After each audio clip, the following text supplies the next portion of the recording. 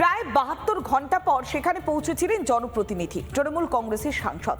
ঠিক একইভাবে 24 ঘন্টা পরে সেখানে পৌঁছেছিল এই পুলিশ প্রশাসন। তা নিয়ে উঠেছিল প্রশ্ন। তবে এখনো পর্যন্ত বেলডাঙ্গায় অশান্তির ঘটনার মাঝে পুলিশের টহলদারি চলছে, রুটমার্চ চলছে। প্রশ্ন এখানেই যে এতক্ষণ পর পুলিশের টনক নড়ল কিভাবে, তার আগে কেন তৎপরতা ছিল না, এখন কেন বেলডাঙ্গাতে তৎপরতা, কেন রুটমার্চ চোখে পড়ছে, আর তা নিয়ে এবার তুঙ্গে উঠেছে রাজনৈতিক চাপানোতর।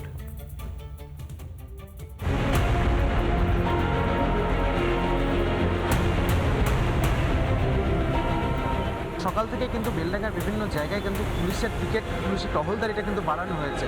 অর্থাৎ গতকাল ডিআইজি তিনি নিজে বেলডাঙ্গাতে এসেছিলেন এবং দীর্ঘক্ষণ ধরে জেলা পুলিশের যারা আধিকারিক রয়েছে তাদের সঙ্গে তার বৈঠক হয়েছে।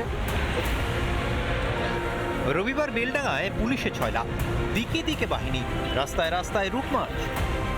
ওরা এমনি নর্মাল রুট মার্চ করছে। কালকে যে ইস্যু ছিল ওরা একদম সিচুয়েশন এখন অনেক কন্ট্রোলে আছে। ঝামেলা করেছিল সবাইকে সোশ্যাল মিডিয়া দেখে দেখে চিহ্নিত করে আমরা 30 জনকে তুলে আমরা পাঠিয়ে দিয়েছি। আজকে 8-9 জনকে রিমান্ডে নিচ্ছি। সিচুয়েশন একদম নর্মাল আছে।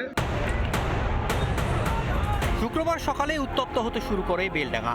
শুরুতেই কেন পুলিশের তৎপরতা দেখা গেল না এ প্রশ্ন উঠছে, কিন্তু সেদিন তো পুলিশ তথা মুখ্যমন্ত্রী অন্য কথা বলেছিলেন।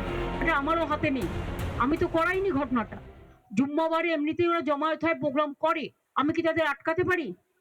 এটা তাদের স্বতঃস্ফূর্ত। 30 ঘন্টা রাস্তা অবরোধ। মমতা ব্যানার্জি বলছেন জুম্মাবারে কিছু করা যাবে না।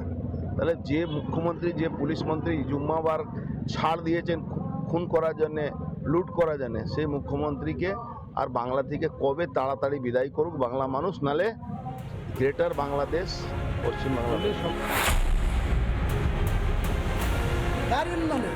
আপনার পুলিশ কি করছে, আপনার আইবি কি করছে, আপনার সিআইডি কি করছে?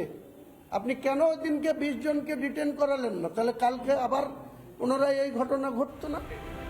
এসব ব্যাখ্যা দেওয়া। 1946 সালে বাংলায় কলকাতা শহরে গ্রেট ক্যালকাটা কিলিং হয়েছিল।